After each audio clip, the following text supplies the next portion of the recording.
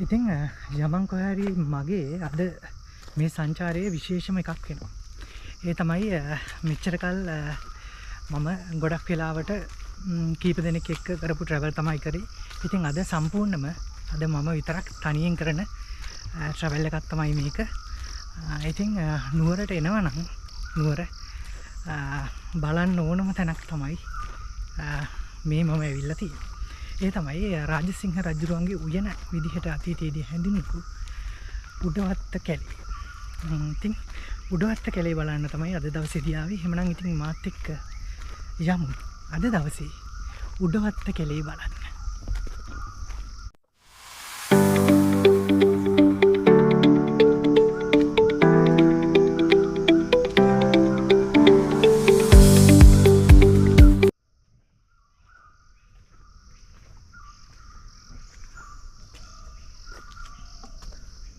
ඉතින් මෙන්න මෙතන අපිට දකින්න පුළුවන් විශේෂම දෙයක් විදිහට මෙන්න මේක ඔබ දැකලා තියෙනවද බලන්නකො.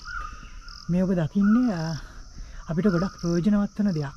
ඒ තමයි වේවැල් ශාකය. දැන් මේ වේවැලක් තමයි මේ ඔබ දකින්නේ. මේ තියෙන්නේ වේවැල්. ඉතින් සාමාන්‍යයෙන් අපිට ගෘහ භාණ්ඩ නිෂ්පාදනයේදී ගොඩක් වෙලාවට ලංකාවට ආවේනික වැල් විශේෂයක් විදිහට මේ වේවැල් හඳුන්වන්න පුළුවන්. ඉතින් මේ වේවැල් වලින් ගොඩක් නිර්මාණ කරනවා. ඉතින් ගොඩක් අධික මිලකටත් මේ වාලවි වෙනවා.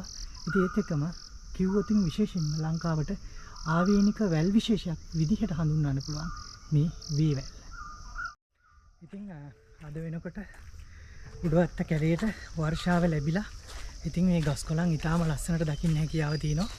ඉතින් ගස්කොළ වලට පණ ඇවිල්ලා වගේ කියලා කිව්වොත් හරි. ඉතින් ඔන්න වගේ අපිට මේ ගස්කොළන් දකින්න හැකියාව තියෙනවා. විශේෂයෙන්ම ආරක්ෂිතයක් විදිහට තාම වැදගත් ස්ථානයක් ඉස්සලනවා කියලා කියන්නේ අපි. ඔන්න ඔය හේතු නිසා විශේෂ වන වැස්මක් මේ රක්ෂිතේ පුරාවට අපිට දකින්න හැකියාව තියෙනවා.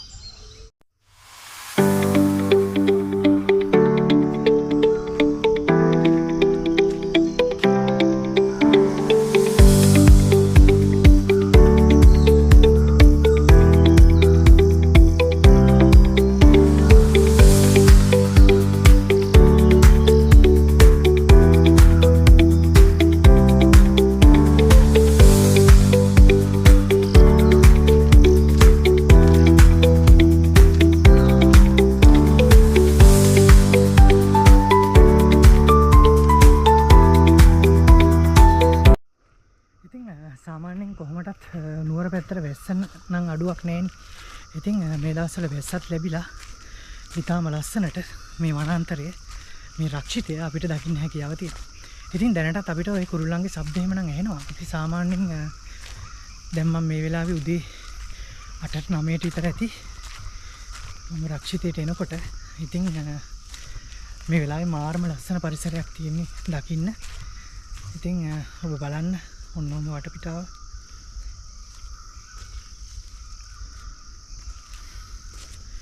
ඉතින් නුවරට ආවොතින් නුවර ළඟම තියෙන තැනක් විදිහටත් ඒ වගේම නුවර බලන්න හොඳම තැනක් විදිහටත් මේ ස්ථානය මම හඳුන්වන්නේ ඔන්න ඔය හේතු හින්දා. මොකද ඊටාම ඉක්මනින් අපිට නුවර නගරේ ඉඳලා මේ වගේ පරිසරයකට එන්න හැකියාව තියෙනවා. නුවර නගරේ ඉඳලා දළදා මාලිගාව පහු කරගෙන බොහොම පොඩි කෙටි දුරකින් මේ ස්ථානයට එන්න හැකියාවක් තියෙනවා.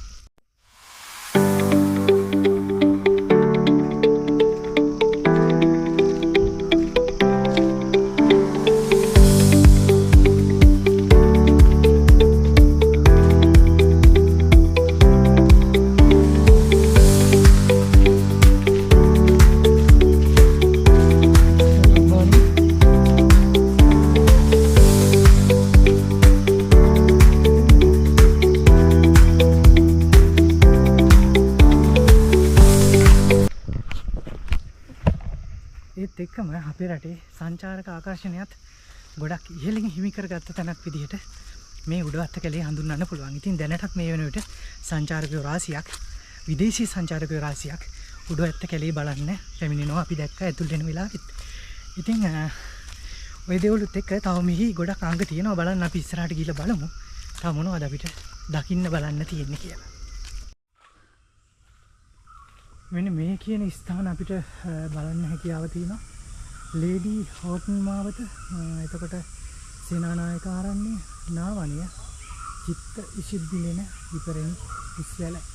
ඉතින් මේ දේවල් බලන්න යන්න හැකියාවක් තියෙනවා. අපි බලමු පිටින් එකට ගිහිල්ලා. ඉතින් තවත් කියන්න ඕන ප්‍රධානම කාරණාවක් තියෙනවා. ඒ තමයි රාජසිංහ රජුගේ උයන, එහෙම නැත්නම් මේ උඩවත්ත කැලේ පාලනය කරන්නේ වන සංරක්ෂණ දෙපාර්තමේන්තුවෙන්. ඉතින් අපි මේ ස්ථානයට ඇතුල් වෙද්දී ප්‍රවේශ පත්‍රයක් අරගෙන ඒ සංරක්ෂණය වන සංරක්ෂණ දෙපාර්තමේන්තුවේ කියන දේවල් වලට අනුකූලව අපි මේ හැසිරෙන්නට අවශ්‍ය වෙනවා. ඉතින් විශේෂයෙන්ම මේ වගේ රක්ෂිතයකදී ගොඩක් වෙලාවට අපි කැලිකසල බැහැර කරන්නේ නැතුව මේ ස්ථාන ආරක්ෂා වෙලා තියෙන ආකාරයටම අපි ඉදිරි පරම්පරාවටත් ඉතුරු කරන්න අපි වග බලා ගත යුතුයි අනිවාර්යයෙන්ම. මොකද නැත්තම් ඉදිරි පරම්පරාවට මේවා කාලෙකදී දකින්නවත් හැකියාව ලැබෙන එකක් නැහැ. ඉතින් ගොඩක් වෙලාවට මෙහි තියෙන්නේ ස්වභාවයෙන් ඉදිරිලා වැටිච්ච ගස්, ඒවා ඒ තැන්වලම දිරාපත් වෙලා යනවා.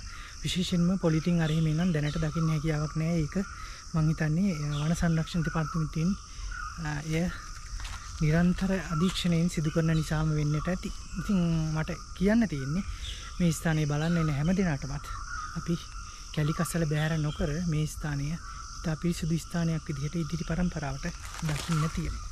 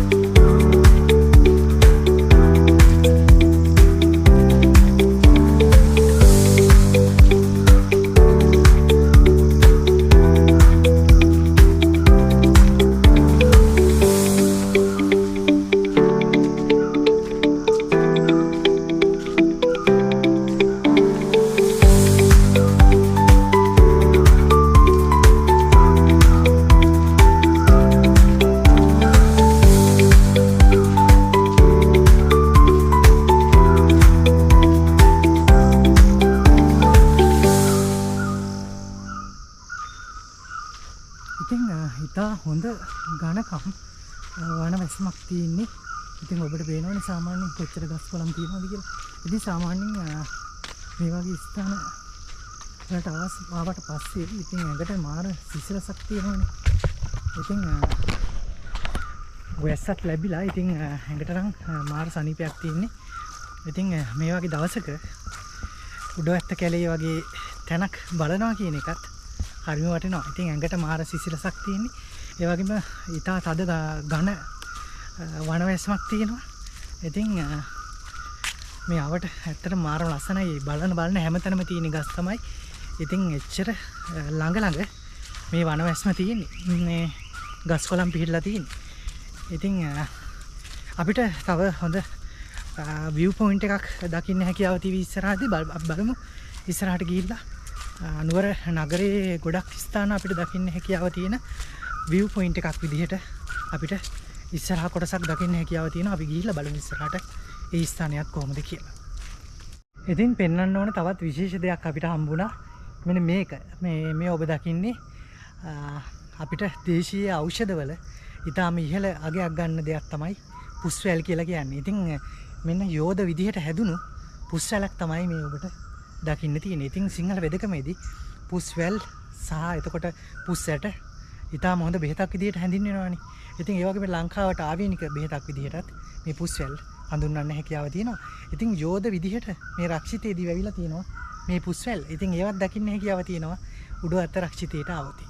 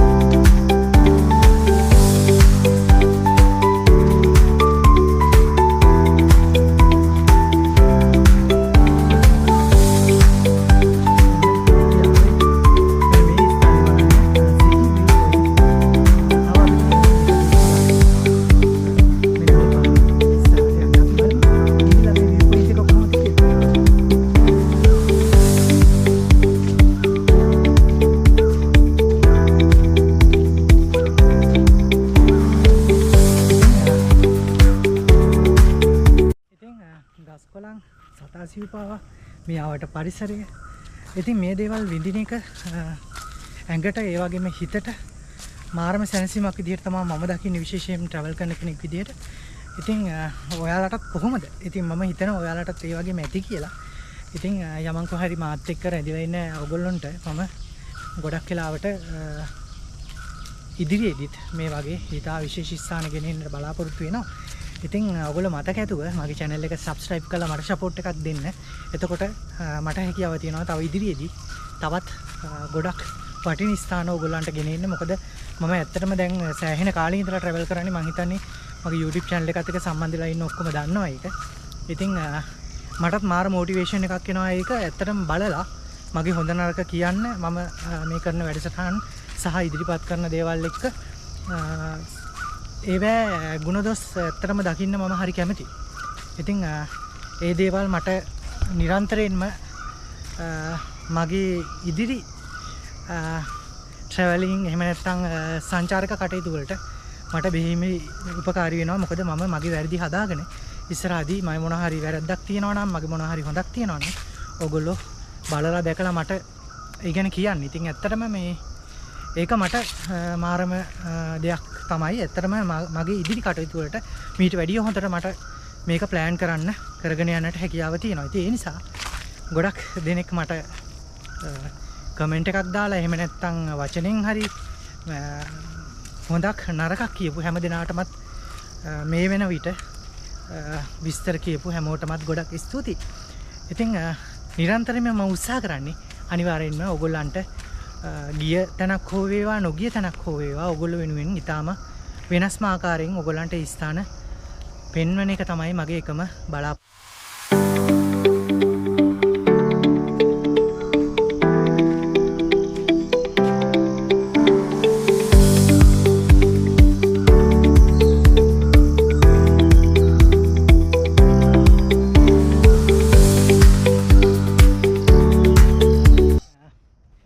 පාර දිගේ අපි ටිකක් ඉස්සරහට ගියාම අපිට අද අපේ විශේෂ තැනක් වෙන view point එකට අපිට යන්න හැකියාවක් තියෙනවා. ඉතින් දැන් මම මේ යන ගමන් ඉන්නේ.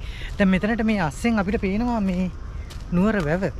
ඉතින් නුවර අලංකරණය සඳහා ඉදිවෙච්ච මේ නුවර වැව සම්බන්ධත් කතා ගොඩාක් තියෙනවානේ. ඉතින් අපි නුවර වැව සහ ඒ ආශ්‍රිත ප්‍රදේශය බලන්න පුළුවන් හොඳම ස්ථානයට තමයි දැන් මේ වෙලාවේ යන්නේ. ඉතින් අපි ගිහිල්ලා බලමු මේ view එක කොච්චර ලස්සනයිද කියලා.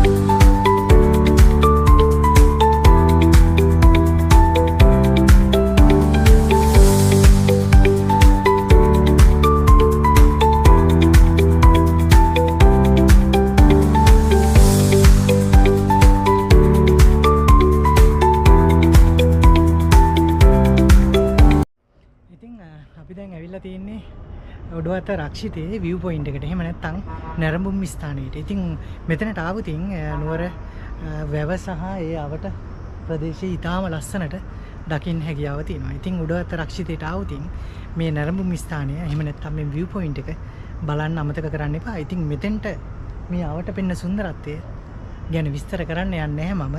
ඔබ දවසකදී ඇවිල්ලා බලන්න මේ ස්ථානයේදී මේ ඉදිරි කොටස් ටික බලද්දි දැනෙන හැඟීම මොකක්ද කියලා. එච්චරටම ලස්සනයි.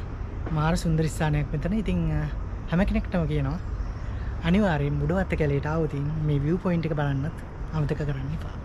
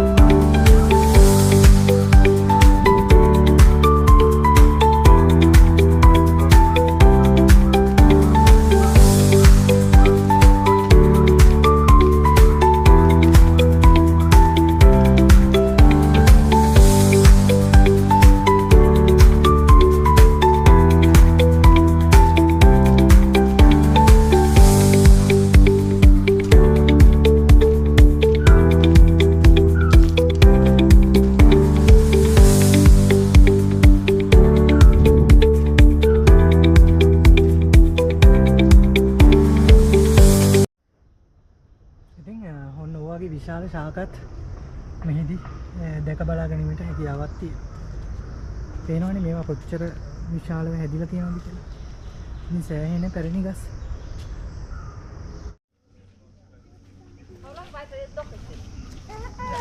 Hello, good morning. Good morning. Good morning.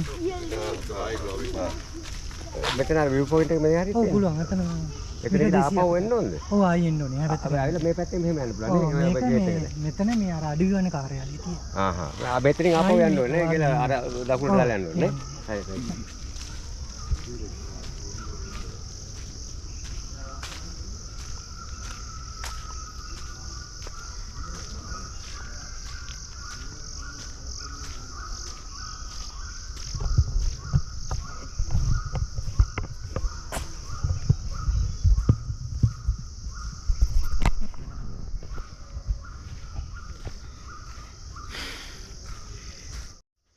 ඉතින් ඔය විදිහට view point එකත් බැලුවා.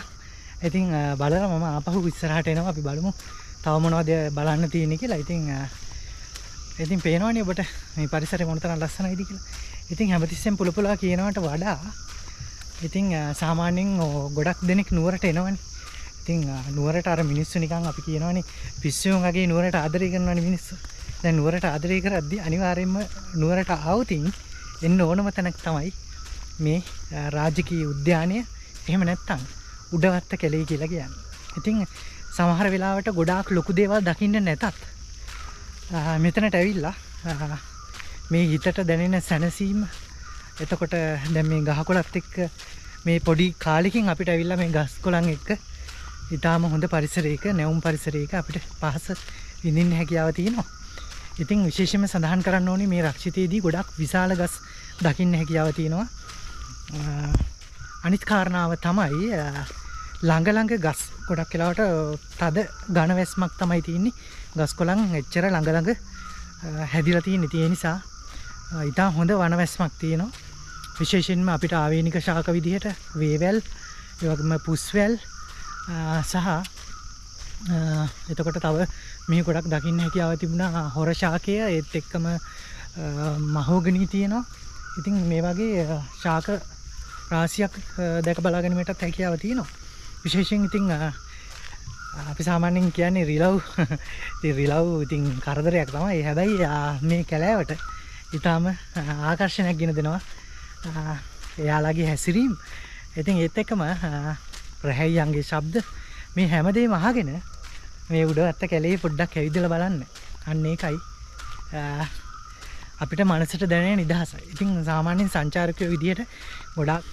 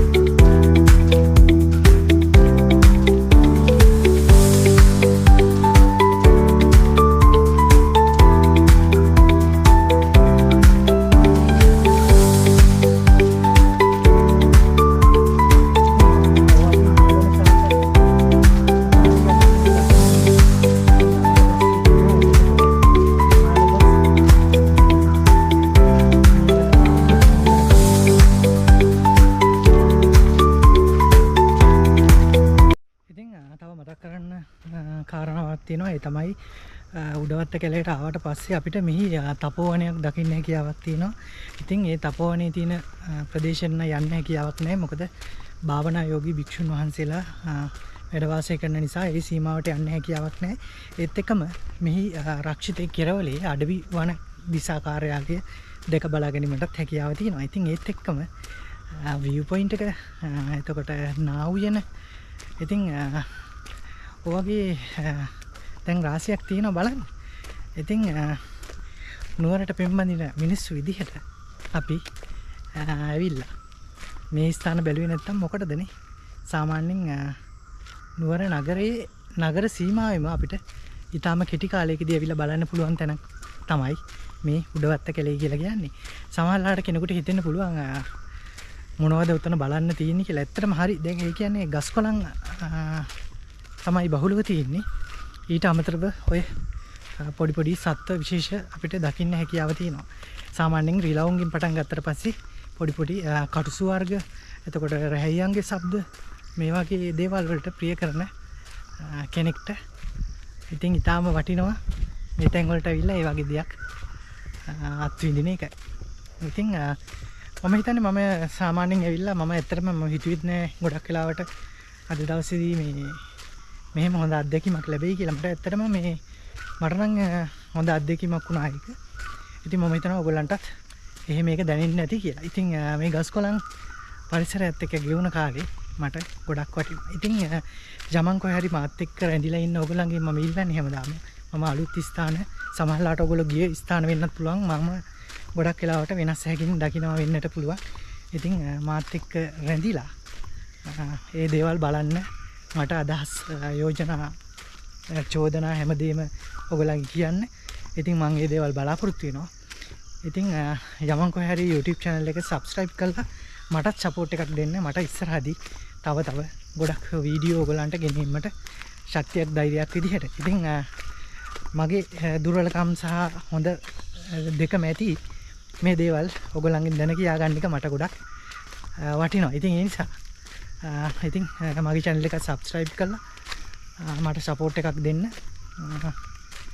දීලා ඉතින් මගේ channel එක බලලා ඉතින් හොඳ නරක මට comment කරන්න. ඉතින් අපි බලමු. දැන් අපේ සංචාරය නිම කරන්න කිට්ටුයි. ඉතින් මෙන්න මෙතෙන්දි මම ආයි ඔබට පෙන්නන්නම්. මෙන්න මෙතන මේ බලන්න මේ තියෙන්නේ වේවැල්. ලොකු කියන්නේ ගස් නෙමෙයිනේ වේවැල්. එතකොට වේවැලක් සාමාන්‍යයෙන් වැලක්. ඉතින් ඒක තමයි මේ ලොකුවට සරුවට හැදුණු වේවැලක් තමයි මේ ඔබට පේන්න තියෙන්නේ. ඉතින් මේ වගේ අපිට ආවේනික දේවල් ගොඩක් මෙහි අපිට දකින්න හැකියාව තිබුණා. ඉතින් විශේෂයෙන්ම මෙන්න මෙතන වෙනෝතින් ඔබට මේ මීවන කුලේ මීවන වර්ග ඔන්නතන ඔය පේන්නේ. ඉතින් මීවන කුලයට අයිති මීවන වර්ග රාශියක් දකින්නත් හැකියාව තියෙනවා. ඉතින් ඒත් එක්කම රාජික උද්‍යානයේ ඇතුල් වෙන ඉදිරිපිටම ඔබට අපිට ලොකු වැවක් වැනි කොටසක් නිර්මාණය කරලා තියෙනවා. එයත් දකින්න හැකියාව තියෙනවා. ඉතින් ඔය හැමදේමත් බලාගෙන මේ රාජකීය උද්භිත උද්‍යානයේ එහෙම නැත්නම් උඩ ඇත්ත කෙලෙස් සංචාරය කරන්න කියලා හැම දිනටම මතක් කරනවා.